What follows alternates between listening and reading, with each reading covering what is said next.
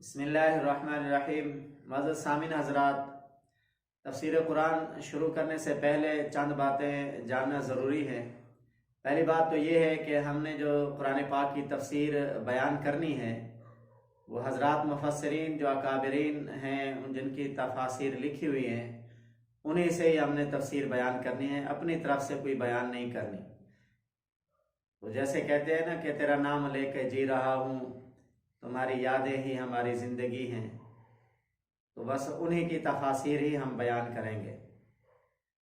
ویسے قرآن مجید کی تفسیر، قرآن مجید کی آیات کی تفسیر خود قرآن مجید بھی کرتا ہے۔ ایک آیت کی تفسیر دوسری آیت کے اندر موجود ہوتی ہے، ایک آیت کی وضاحت اگلی آیات میں یا اگلی کسی صورت میں اگلے پارے میں موجود ہوتی ہے۔ مثال کے طور پر اہدنا الصراط المستقیم میں سیدھے راستے کی ہدایت مانگی گئی، دعا کی گئی۔ اب وضاحت اگلی آیت نے کر دی کہ وہ سیدھا راستہ کون سا ہے؟ صراط الذین انعمت علیہم، ان لوگوں کا راستہ جن پر انعام ہوا، وہ راستہ سیدھا ہے۔ اب انعام یافتہ لوگ کون ہیں؟ اس کی وضاحت آگے سورۃ نساء میں کی گئی۔ فَأُولَٰئِکَ مَعَ الَّذِينَ أَنْعَمَ اللَّهُ عَلَيْهِم مِّنَ النَّبِيِّينَ وَالصِّدِّيقِينَ وَالشُّهَدَاءِ وَالصَّالِحِينَ۔ یہ چار قسم کے شخصیات ہیں جن پر انعام کیا گیا، یہ انعام یافتہ لوگ ہیں، تو اس میں پوری وضاحت فرما دی گئی۔ تو آیت مبارکہ کی تفسیر اگلی آیات میں، قرآن مجید کی تفسیر خود قرآن مجید میں آ جاتی ہے، یا پھر نبی علیہ السلام نے، شان والے پیغمبر حضرت محمد صلی اللہ علیہ وسلم نے وضاحت فرمائی تو تفسیر آ گئی حدیث کے اندر، تو احادیث کے ذریعے سے قرآن مجید کی تفسیر بیان کی گئی، یا پھر اصحاب محمد صلی اللہ علیہ وسلم نے بیان کی، جو صحابہ میں سے مفسر قرآن تھے جن کو اللہ پاک نے علم وحی عطا فرمایا تھا، انہوں نے بیان فرمایا۔ جیسے حضرت عبداللہ ابن عباس رضی اللہ تعالیٰ عنہما، حضرت عبداللہ ابن مسعود رضی اللہ تعالیٰ عنہما ہے۔ ایک مرتبہ حضرت عمر رضی اللہ تعالیٰ عنہ نے کچھ صحابہ کرام کو بلایا اور ان میں سے عبداللہ ابن عباس کو بھی بلایا، پھر صحابہ سے فرمایا کہ اذا جاء نصر اللہ والفتح ورأیت الناس يدخلون فی دین اللہ افواجا فسبح بحمد ربک واستغفر انہ کان توابا۔ اس سورت کی تفاسیر بیان کریں۔ ہر صحابی نے اپنے اپنے حساب کے، اپنے علم کے مطابق تفسیر بیان کی کہ اس میں اللہ کی نصرت بیان کی گئی ہے، اللہ کی طرف سے فتح بیان کی گئی ہے، اسلام کے اندر فوج در فوج جماعتوں کے آنے کی بشارت دی گئی ہے، اور اللہ کی تسبیح، حمد اور استغفار کرنے کو بیان فرمایا گیا ہے۔ یعنی ہر صحابی نے اپنی اپنی جو ظاہر تفسیر تھی اس کو بیان کیا۔ تو عبداللہ ابن عباس رضی اللہ تعالیٰ عنہ سے پوچھا حضرت عمر نے کہ آپ اس کی کوئی تفسیر بیان کریں۔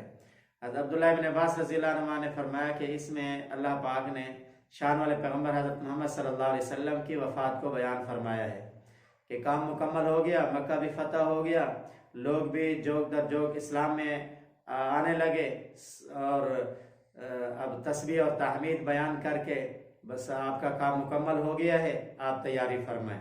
اس میں اللہ پاک نے نبی علیہ السلام کے کام کی تکمیل کو بیان فرمایا ہے، اور حضور علیہ السلام کی وفات قریب ہے، اس کو بیان فرمایا ہے۔ تو عبداللہ ابن عباس رضی اللہ عنہ نے جب یہ بیان فرمایا تو حضرت عمر رضی اللہ عنہ فرمایا یہی نکتہ میں سننا چاہتا تھا۔ تو یہ تفسیر، اس کو علم وحی کہا جاتا ہے جو حضرت عبداللہ ابن عباس رضی اللہ عنہ کی۔ اسی طرح حضرت عبداللہ ابن مسعود رضی اللہ تعالیٰ عنہ نے فرمایا، ایک مرتبہ بیان کے اندر مستورات میں بیان تھا، تو آپ نے فرمایا کہ جو عورتیں سر کے بال کٹواتی ہیں، جسم گدواتی ہیں، ان پر اللہ کی لعنت ہے۔ اور ایک صحابیہ نے پوچھ لیا کہ یہ کہاں لکھا ہوا ہے؟ حضرت عبداللہ ابن مسعود رضی اللہ عنہ فرمایا قرآن مجید میں لکھا ہوا ہے۔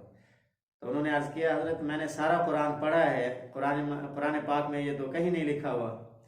تو حضرت عبداللہ بن مسعود رضی اللہ تعالیٰ عنہ نے فرمایا وَمَا آتَاكُمُ الرَّسُولُ فَخُذُوهُ وَمَا نَهَاكُمْ عَنْهُ فَانْتَهُوا۔ قرآن مجید میں اللہ نے بیان فرمایا ہے کہ حضور علیہ السلام جو چیز تمہیں دے دے وہ لے لو، اور جن سے روک دے تو تم روک جاؤ۔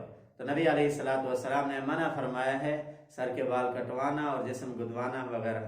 تو حضرات صحابہ رضی اللہ تعالیٰ عنہ میں جو مفسر قرآن تھے، قرآن پاک کی تفاسیر کی ہیں، جیسے سیدنا صدیق اکبر رضی اللہ تعالیٰ عنہ بہت اچھا درس دیتے تھے۔ حضرت سیدنا علی رضی اللہ تعالیٰ عنہ کے بارے میں ہے کہ وہ فرماتے ہیں کہ میں سورۃ فاتحہ کی تفسیر بیان کروں، لکھوں، 70 اونٹوں پر لدی جائے گی۔ تو اسی طرح असहाब मोहम्मद से कुरान मजीद को समझना। इसी तरह मुफस्सिरीन मुहक्किकीन जो फ़ुक़हा कराम हैं उनसे कुरान मजीद को समझना कि उन्होंने कुरान मजीद की आयत के ज़ेल में जो मसाइल बयान फरमाए हैं उनसे कुरान मजीद को समझना। क्योंकि मुफस्सिरीन ने फ़ुक़हा कराम ने दीन बनाया नहीं है, मसले बनाए नहीं हैं, मसले पहले से मौजूद थे, उन्होंने सिर्फ पर्दा हटाया है। जिन आयत के अंदर मसाइल बयान फरमाए गए हैं उनकी वजाहत उन्होंने फरमा दी है, वजाहत की है, यानी पर्दा हटाया है, अपनी तरफ से बयान नहीं किया।